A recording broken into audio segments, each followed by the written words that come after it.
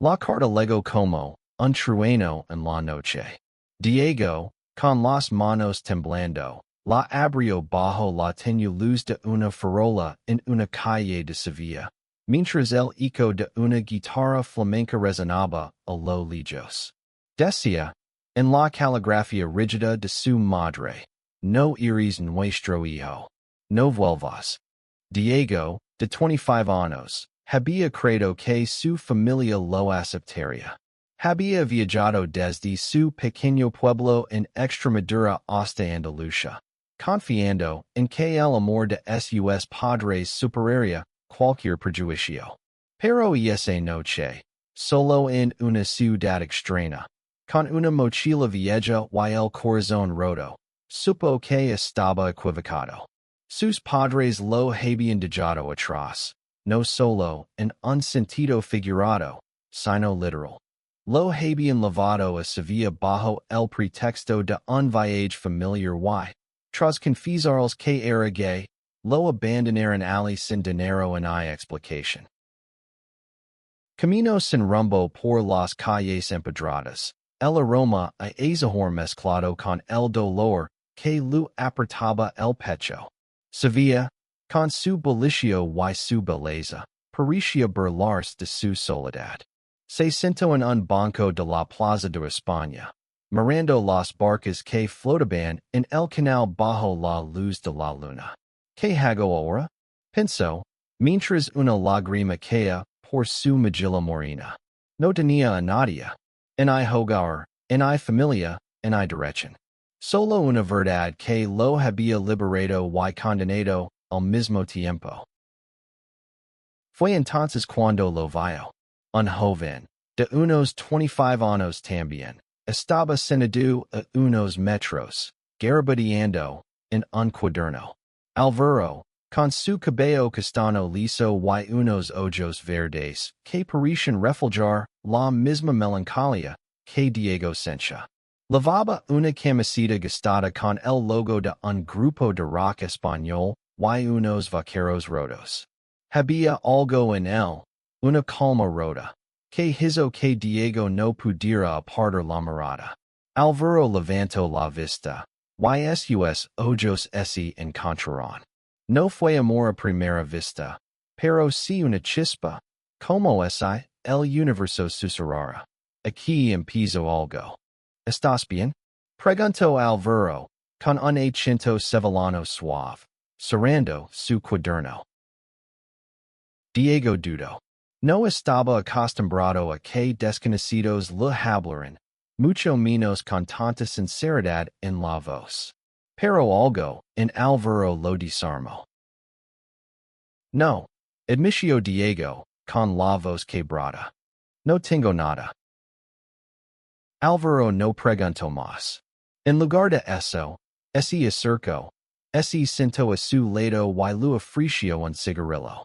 Diego no fumaba, pero lo tomó, solo para sentir que alguien, aunque fuera un extraño, le tendía una mano. Hablaron durante horas. Diego le contó todo, su confesión a sus padres, el viaje engañoso, el abandono. Álvaro escuchó en silencio, sintiendo, como si entendiera cada palabra más allá de lo que Diego decía. Mi familia tampoco me entiende, dijo Álvaro al fin, mirando al cielo. No me han notado, pero siempre hay un muro. Soy bisexual, y para ellos eso es confusion. Como si no supiera quién soy. Diego sintió un nudo en el estómago. No estaba solo. Por primera vez en horas, respiró hondo. Álvaro lo ofreció quedarse en su pequeño apartamento en Triana, solo por esa noche. Diego aceptó, no porque confiara ciegamente, sino porque no tenía otra opción. El apartamento de Álvaro era un caos encantador, posters de conciertos, libros apilados en cada esquina y una guitarra apoyada contra la pared. Olía a café y a pintura, porque Álvaro, además de trabajar como camarero, Era un artista callejero que pintaba murales por encargo. Esa noche, mientras compartían una botella de vino barato, Diego sintió algo que no esperaba, esperanza. No era solo la amabilidad de Alvaro, sino la forma en que lo miraba, como si viera en él algo valioso, algo que su familia había descartado. Los días se convertirían en semanas. Diego encontró un trabajo temporal en una cafetería del centro, y Alvaro lo ayudó a adaptarse a la vida en Sevilla. Juntos exploraban la ciudad.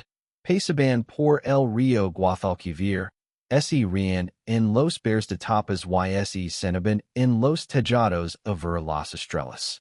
Diego, que siempre había sido reservado, empezó a abrirse.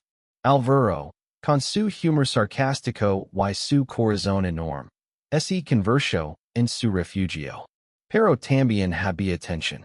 Cada roce accidental, cada mirada sostenida demasiado tiempo, hacía que el aire entre ellos se cargara de electricidad. Una noche, mientras pintaban juntos un mural en una plaza, Alvaro rozó la mano de Diego al pasar un pincel. Ninguno de los dos se apartó. Bajo la luz de los farolillos, se besaron por primera vez. Fue torpe, intenso, real. Diego sintió que el mundo, por un momento, tenía sentido. Pero no todo era un cuento de hadas. Diego seguía cargando el peso del rechazo de su familia. Cada noche, cenaba con su madre gritando, con su padre dando la espalda. Alvaro, por su parte, enfrentaba sus propios demonios. Su familia, aunque no lo había echado, lo presionaba para que eligiera un camino y se casara con una chica. La sociedad sevillana, aunque vibrante, no siempre era amable con quienes desafiaban las normas.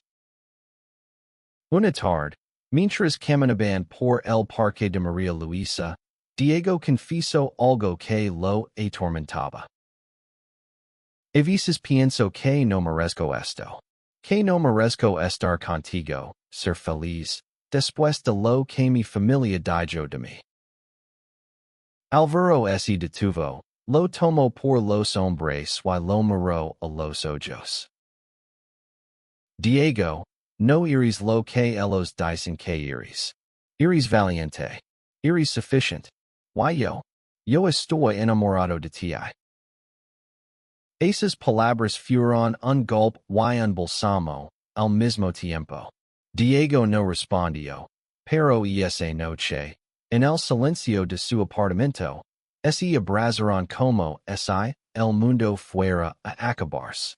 Por primera vez, Diego sintió que podía construir una vida, no solo sobrevivir. Pero el pasado no los dejaría en paz tan fácilmente. Un día, mientras Diego trabajaba en la cafetería, recibió un mensaje anónimo. Te estamos observando. No perteneces aquí.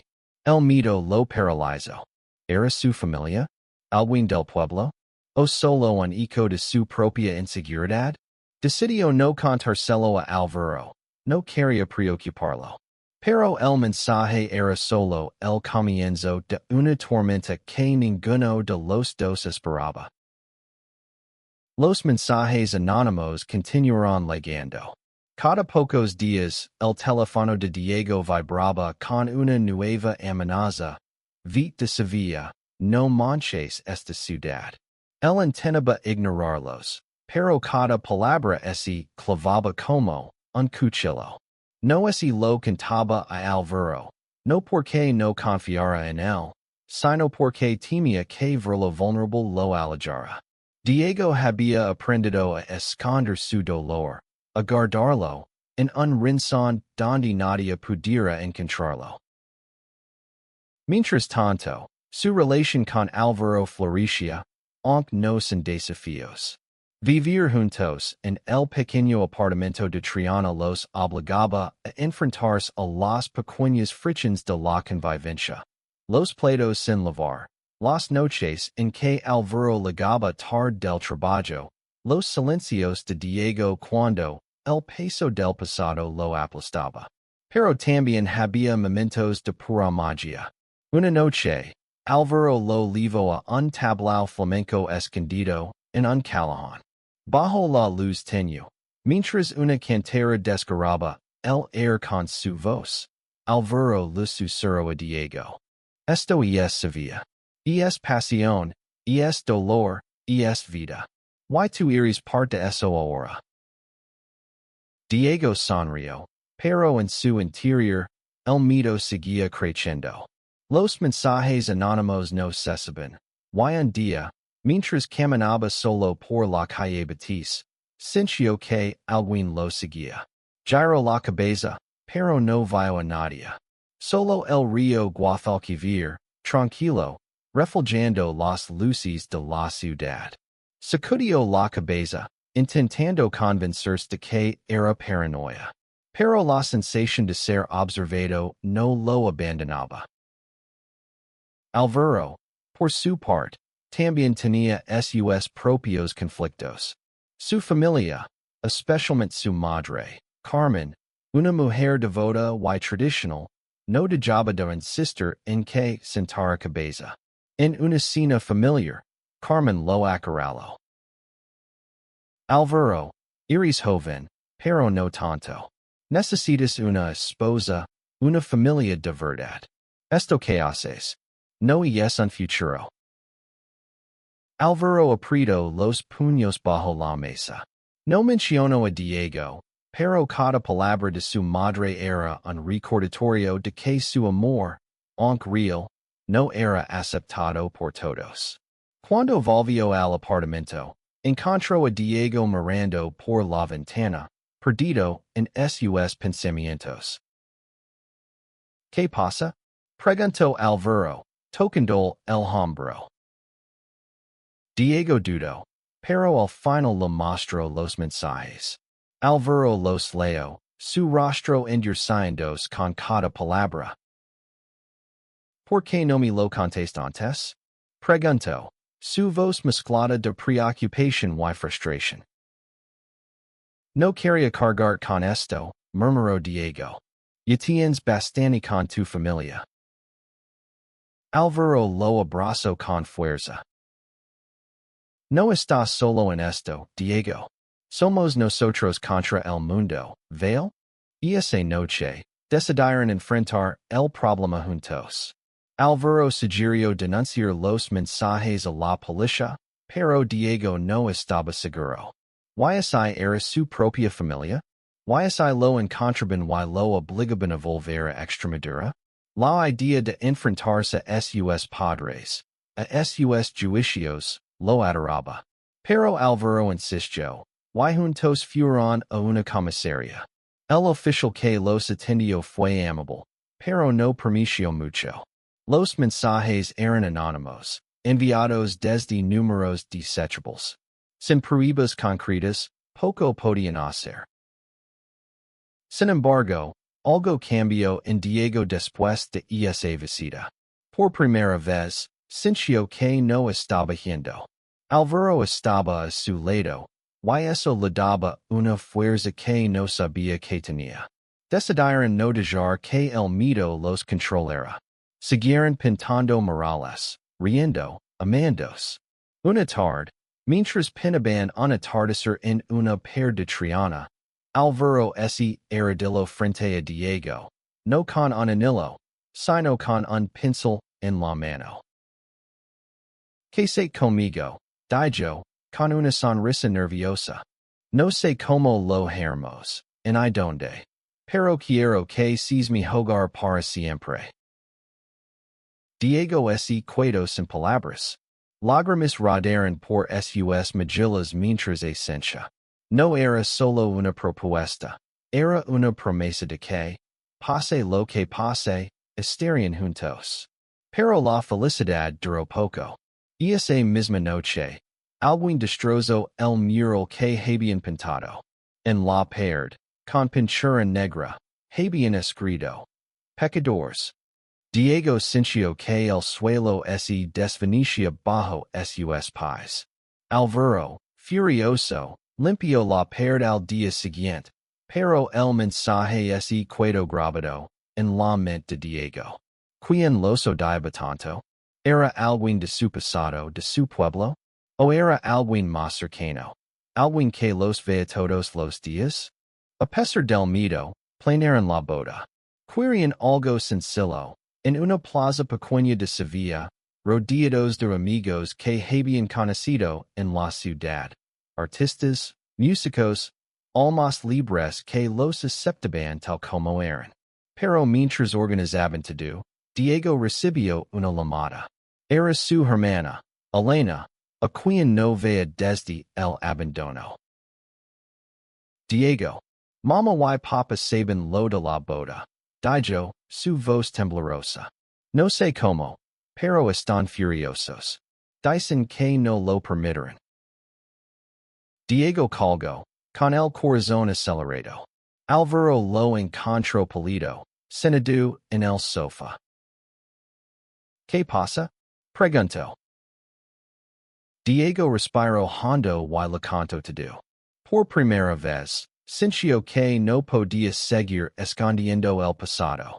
Pero lo que no sabía era que esa llamada era solo el comienzo de una tormenta mucho mayor.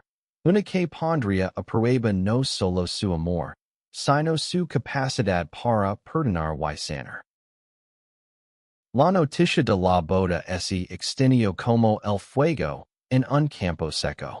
Diego y Alvaro querían mantenerlo privado, pero Sevilla, con su red de rumores y miradas indiscretas, no guardaba secretos. Los mensajes anónimos se intensificaron, ahora con un tono más personal. Vergüenza para tu familia, nunca serás feliz. Diego intentaba no leerlos, pero cada palabra era un eco de las voces de su infancia, de los sermones en la iglesia de su pueblo, de las miradas de desaprobación de sus padres. Alvaro, por su parte, estaba decidido a no dejar que el miedo los detuviera. Organizó reuniones con sus amigos artistas para decorar la plaza donde celebrarían la boda. Querían guirnaldas de flores, luces colgantes y un pequeño escenario para un grupo de flamenco. Pero cada paso que daban era un desafío. Una noche, alguien rompió las luces que habían colgado en la plaza. Otra vez, encontraron un mensaje pintado en la puerta de su apartamento. No durarías. Diego empezó a dudar. ¿Valía la pena seguir adelante? ¿Y su amor traía más dolor que alegría? Una noche, mientras compartían una cerveza en el tejado, le confesó sus temores a Alvaro. A veces pienso que sería más fácil si me hubiera cuidado calado. Si nunca hubiera dicho quién soy. Alvaro lo miró, con los ojos brillando bajo la luz de la luna. Diego, si te hubieras calado, no estarías aquí. No estaríamos nosotros. Yo no cambiaría esto por nada. Esas palabras le dieron a Diego la fuerza para seguir, pero el miedo no desaparecía. La llamada de su hermana lo había dejado intranquilo. Elena, de 22 años, siempre había sido la única en su familia que parecía entenderlo, aunque nunca lo dijo abiertamente. Pero ahora, su voz al teléfono sonaba atrapada entre el amor por su hermano y el miedo a sus padres.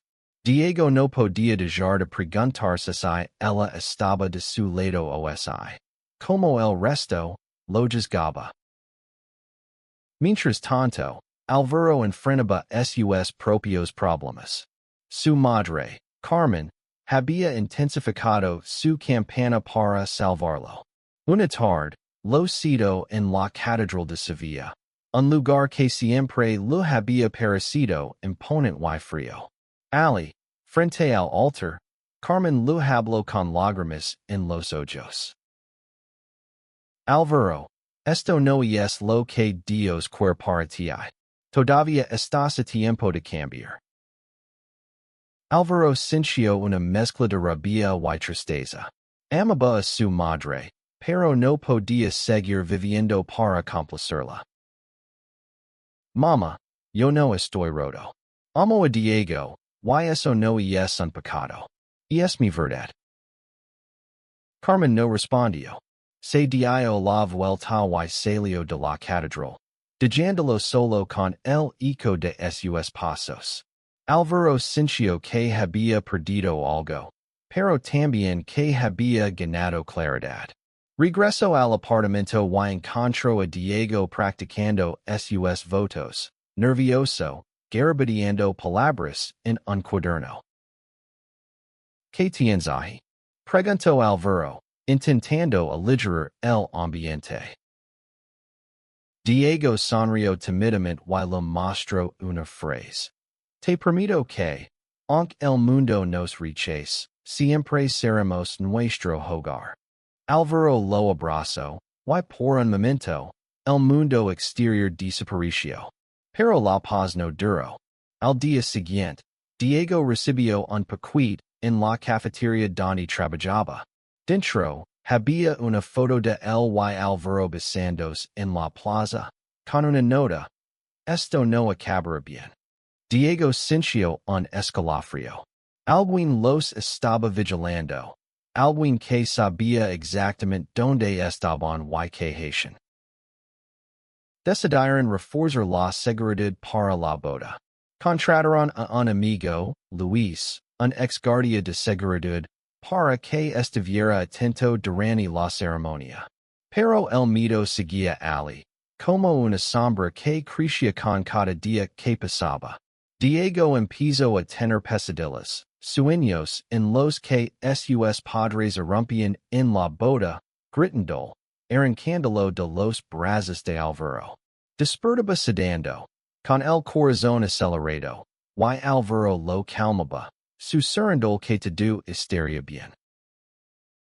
A medida que se acercaba el día de la boda, la tensión era palpable. Los amigos de Álvaro y Diego se volcaron en los preparativos, intentando crear un espacio de amor y celebración en medio del caos. Pero una noche, mientras pinaban carteles para la boda, Diego recibió otra llamada. Esta vez, no era Elena. Era su padre Manuel. Diego, para esto, dijo, su voz fría como el acero. Si sigues adelante, te arrepentirás. Diego colgó sin responder, pero sus manos temblaban. Álvaro lo encontró sentado en el suelo, con la mirada perdida. ¿Era él? Preguntó Álvaro. Diego asintió, incapaz de hablar. Álvaro se arrodilló frente a él. No pueden detenernos, Diego. Nadie puede. Esto es nuestro. Pero las palabras, aunque sinceras, no podían borrar el miedo. La boda estaba a solo una semana, y Diego no podía sacudir la sensación de que algo terrible estaba por pasar. Lo que no sabía era que el día de la ceremonia traería una sorpresa que cambiaría todo, no solo para él y Álvaro, sino para todos los que los rodeaban. Los días previos a la boda fueron un torbellino de emociones. Diego y Álvaro apenas dormían, divididos entre los preparativos y la ansiedad que los mensajes y las llamadas habían sembrado. La plaza donde celebrarían la ceremonia, una pequeña joya escondida en el barrio de Santa Cruz, estaba casi lista. Farolillos colgaban de los árboles, flores blancas adornaban las sillas, y un amigo de Álvaro, un guitarrista flamenco llamado Roll, practicaba una melodía que sería el telón de fondo de sus votos. Pero la belleza del escenario no podía ocultar la tensión que crecía en el aire. Diego intentaba mantener fuerte, pero cada vez que miraba su teléfono, esperaba otro mensaje, otra amenaza. Álvaro, por su parte, proyectaba una calma que no sentía del todo. Había hablado con Luis, el amigo que vigilaría la boda, y habían acordado mantener los ojos abiertos. Pero incluso con esas precauciones, Álvaro no podía evitar preguntarse quién estaba detrás de las amenazas. ¿Era la familia de Diego? ¿Alguien de su propio círculo? ¿O simplemente un extraño que los odiaba por ser quienes eran? Una tarde, mientras compraban los anillos en una pequeña joyería del centro, Diego se detuvo frente a un escaparate. Los anillos eran simples, de plata, pero para él representaban algo mucho más grande. Una promesa de futuro, algo que nunca pensó que tendría después de que su familia lo abandonara. Álvaro notó su expresión y lo apretó la mano. ¿Nervioso? Preguntó, con una sonrisa. Más que eso, admitió Diego. Tengo miedo de que esto sea demasiado bueno para ser verdad.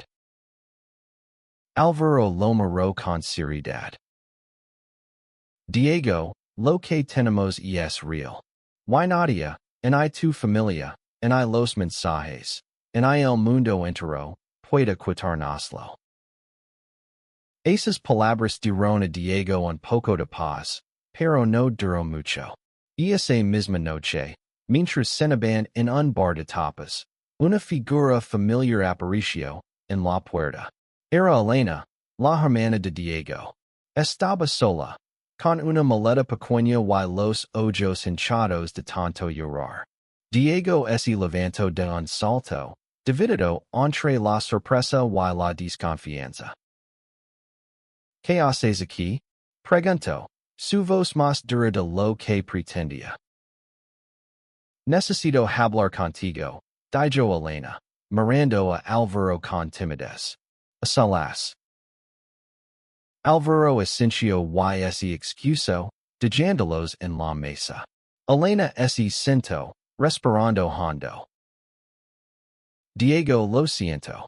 No sabía lo que mamá y papá te hicieron hasta hace poco. Me lo contaron como si fuera algo de lo que estar orgullosos. Me dieron asco. Diego la miró, buscando alguna señal de mentira, pero solo vio sinceridad en los ojos de su hermana. ¿Por qué ahora? Preguntó. ¿Por qué no dijiste nada antes? Porque tenía miedo, admitió Elena. Pero cuando supe lo de tu boda, supe que tenía que estar aquí. Quiero estar a tu lado, Diego. Eres mi hermano. Diego sintió un nudo en la garganta. Por primera vez en mucho tiempo, alguien de su familia lo veía como tal. Pero también había dudas. ¿Sus padres la habían enviado? ¿Si era una trampa? Decidió confiar, pero con cautela. Invitó a Elena a quedarse con ellos hasta la boda, y ella aceptó, agradecida. Los días siguientes fueron una mezcla de esperanza y paranoia. Elena se integró en los preparativos, ayudando con las decoraciones y ganando poco a poco la confianza de Álvaro. Pero Diego no podía evitar mirar por encima del hombro, esperando que sus padres aparecieran en cualquier momento. Los mensajes anónimos habían parado, lo que, en lugar de tranquilizarlo, lo ponía más nervioso. Era como si el silencio fuera la calma antes de la tormenta. La noche antes de la boda, Diego y Álvaro se sentaron en el tejado de su apartamento, mirando las luces de Sevilla. Hablaron de todo y de nada, de sus miedos, de sus sueños. Diego confesó que, a pesar de todo, todavía quería que su familia entendiera que lo aceptara. Álvaro lo escuchó, acariciando la mano. A veces, la familia no es la que te taca, sino la que eliges, dijo Alvaro. Yo te elijo a ti, Diego? Siempre. Diego sonrió, pero en su interior, una parte él seguía diciendo que su familia de sangre estuviera allí, no para aprobarlo, sino para verlo feliz. No sabía que ese deseo, aunque imposible, estaba a punto de hacerse realidad de una manera que nunca imaginó. El día de la boda amaneció con un sol radiante. La plaza estaba llena de vida, con amigos riendo, música sonando y flores por todas partes. Diego y Alvaro se prepararon en el apartamento, nerviosos pero felices. Diego lavaba una camisa blanca y un calico gris, mientras que Alvaro había elegido una camisa azul oscuro que hacía resaltar sus ojos verdes. Cuando se miraron, listos para salir, no hicieron falta palabras. Se besaron, salando una promesa que había más allá de los anhelos. Pero mientras caminaban hacia la plaza, Diego vio algo que lo detuvo en seco. En la distancia, entre la multitud, estaban sus padres. Manuel, con su rostro endurecido, y su madre, Teresa, con una expresión que Diego no pudo descifrar. El corazón le dio un vuelco. ¿Habían venido a arruinar todo? ¿O había algo más en sus ojos? Algo que Diego no se atrevía a esperar? La plaza vibraba con vida. Los acordes de una guitarra flamenca llenaban el aire, mezclándose con el murmullo de los invitados y el aroma de las flores. Diego y Alvaro estaban de pie frente al pequeño altar improvisado, tomados de la mano, con los ojos fijos el uno en el otro. Pero Diego no podía concentrarse del todo. La imagen de sus padres, de pie entre la multitud, lo perseguía. ¿Qué hacían allí? ¿Habían venido a destruirlo todo? Elena, que estaba a su lado como testigo, notó su tensión y lo apretó el brazo. Concentrate en Alvaro, susurró. Esto es tu día. Diego asintió, intentando calmarse.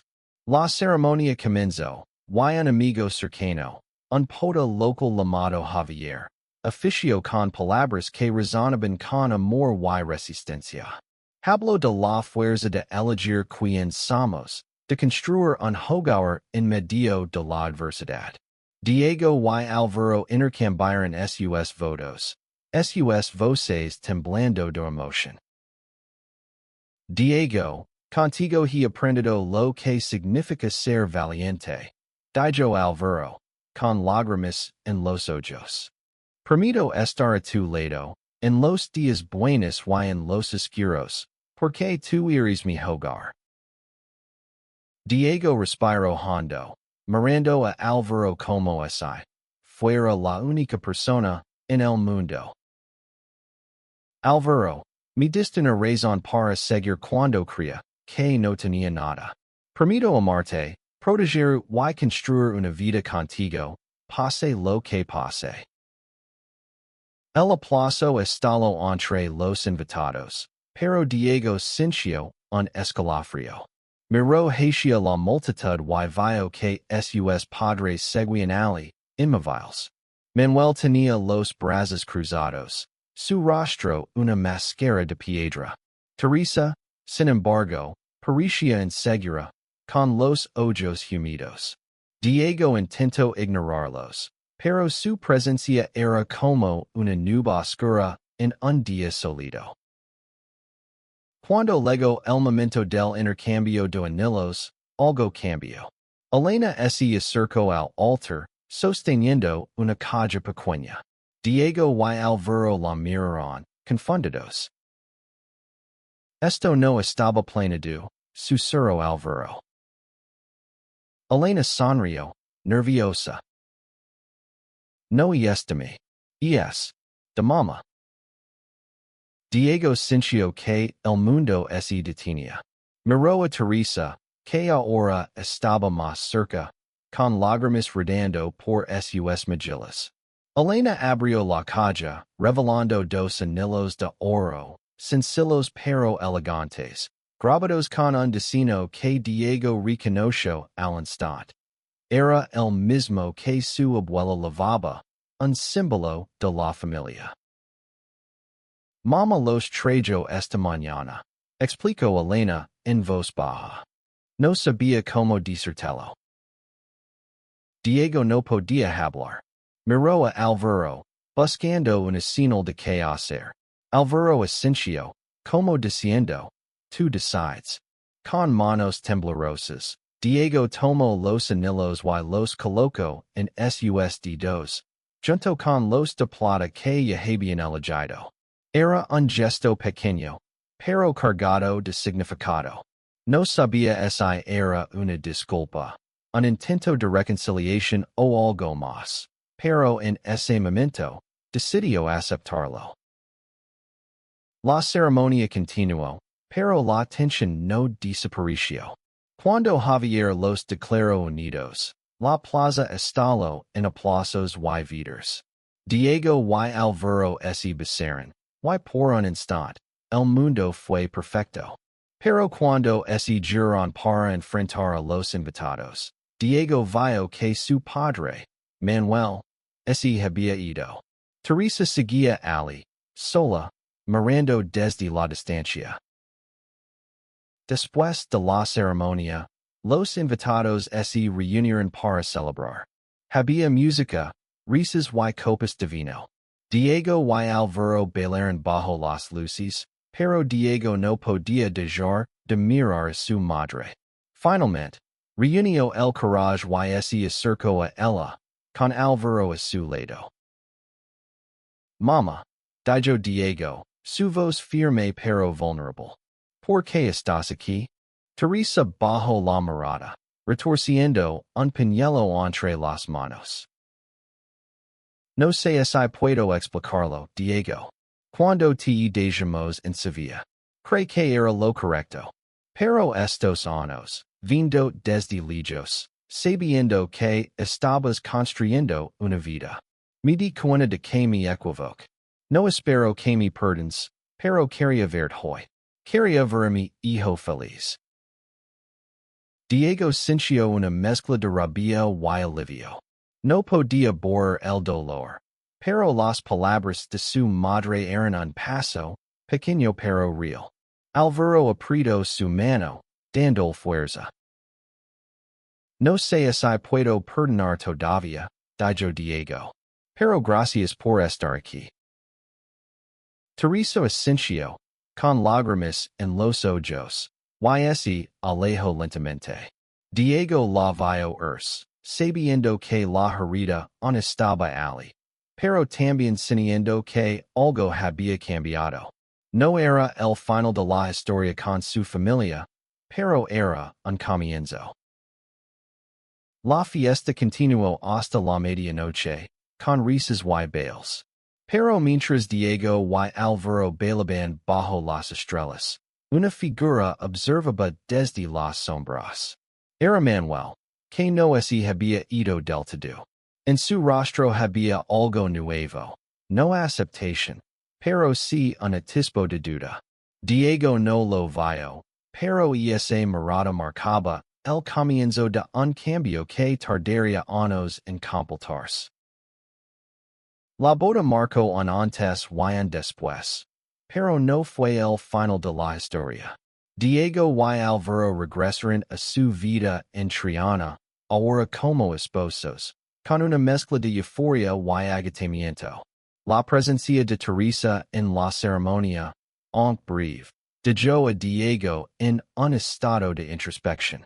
No podía dejar de preguntarse si su madre realmente había cambiado o si solo estaba buscando aliviar su culpa.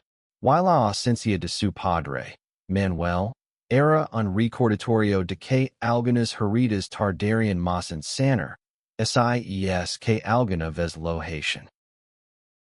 Los mensajes anónimos, sorprendentemente, cesaron después de la boda. Diego no sabía si era porque el responsable había perdido el interés porque la unión pública de su amor con Álvaro había cambiado algo en el aire. Pero la calma no significaba paz. Diego seguía teniendo pesadillas, aunque ahora eran menos frecuentes. Y a veces se despertaba buscando la mano de Álvaro en la oscuridad. Como si necesitara confirmar que no estaba solo. Álvaro, por su parte, también lidiaba con sus propios fantasmas. La discusión con su madre en la catedral lo había dejado con una sensación de perdida.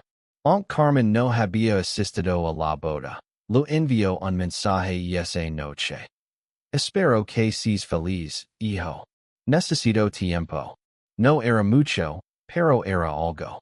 Álvaro decidió aferrarse a esa pequeña grita de esperanza, aunque sabía que el camino hacia la aceptación sería largo.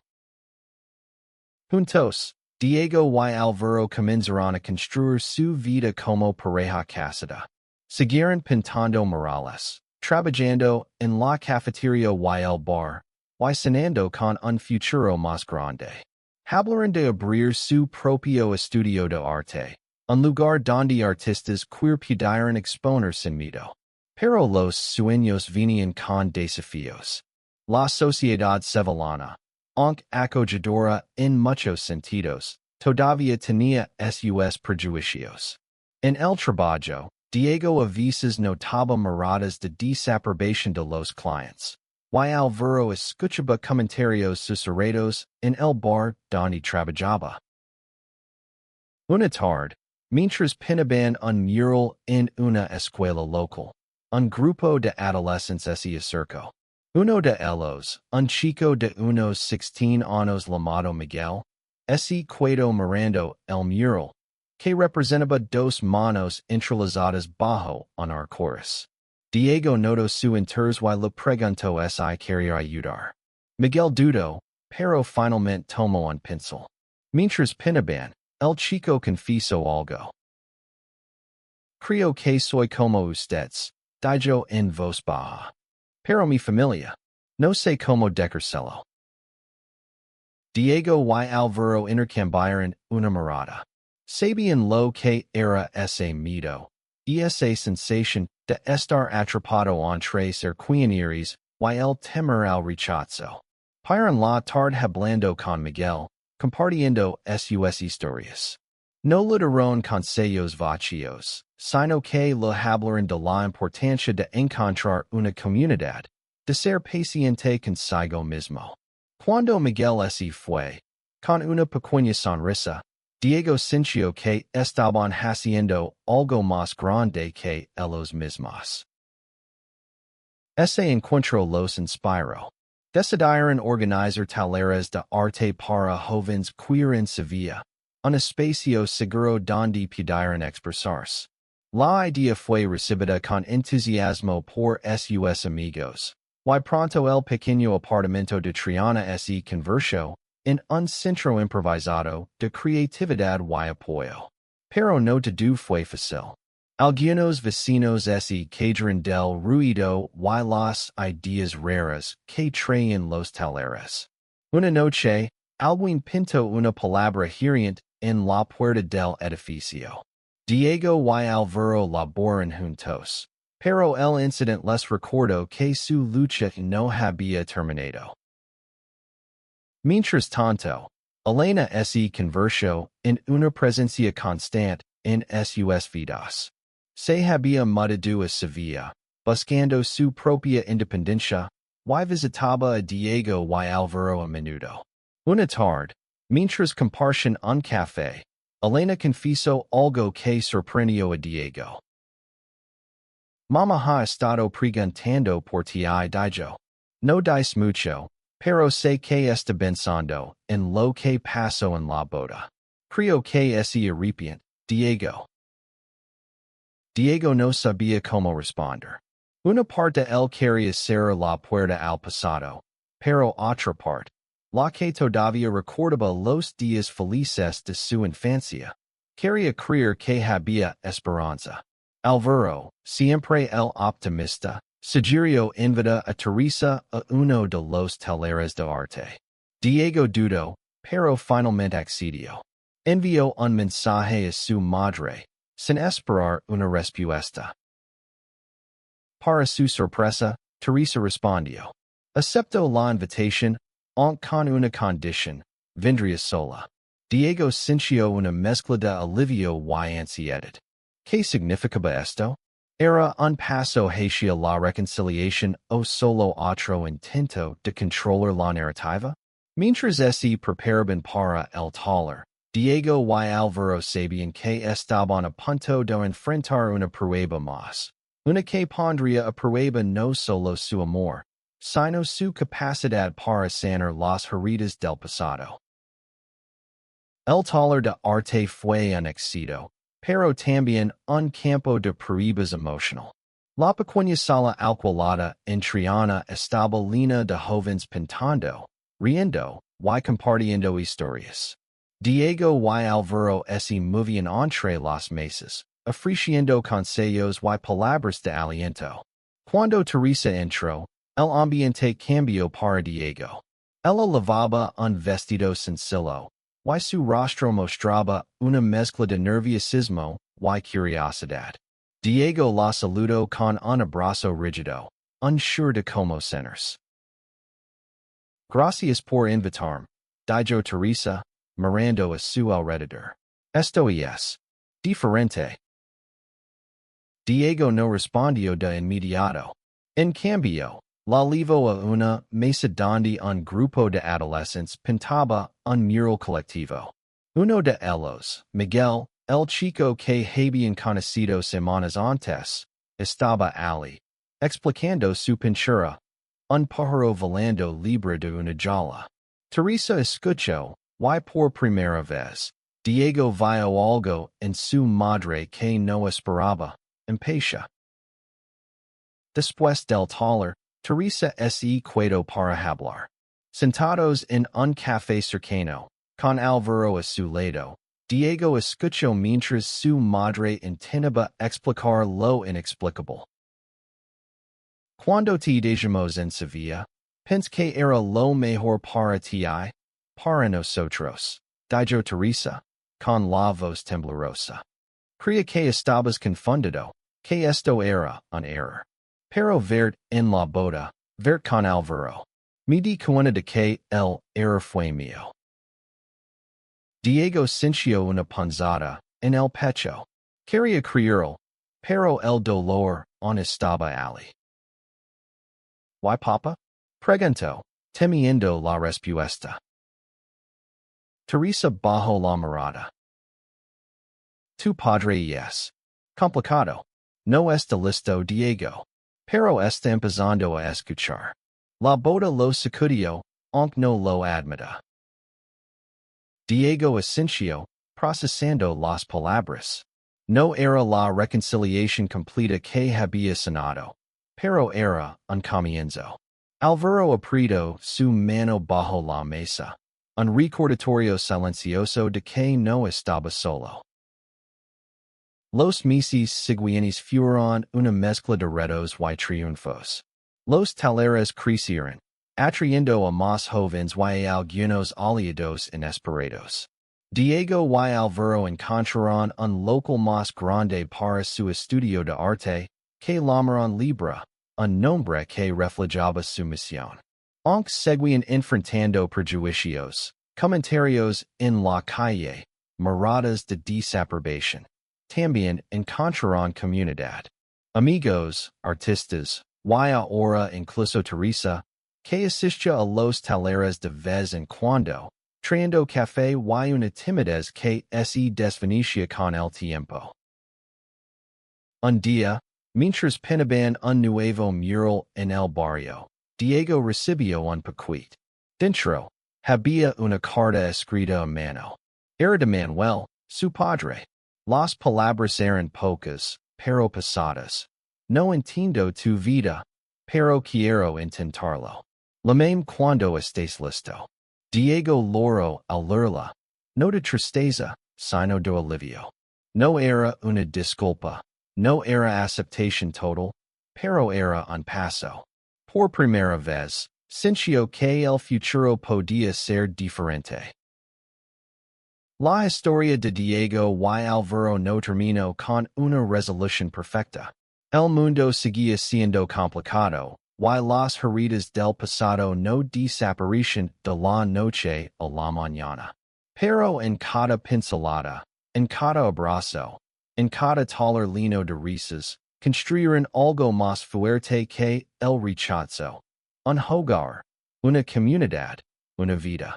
Y en el corazón de Sevilla, bajo el sol andaluz, supieron que su amor, aunque imperfecto, era suficiente para cambiar no solo sus vidas, sino las de todos los que los rodeaban.